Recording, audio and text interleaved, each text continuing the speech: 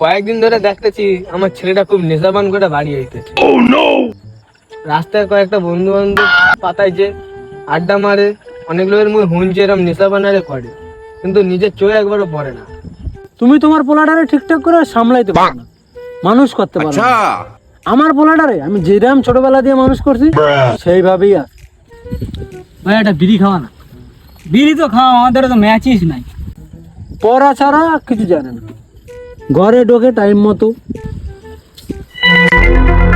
ওই দেখ দুটো কাগু বয়ে রয়েছে, ইন্ডিয়াটা ম্যাচিস জোগাড় কর না। তুই দাঁড়া দাঁড়া, আমি ম্যাচিসটা নিয়ে যাইতে কাকু ম্যাচিসে একটু দাও না। তো ওই জায়গাটায় কাজটা আগে করতে হবে। তো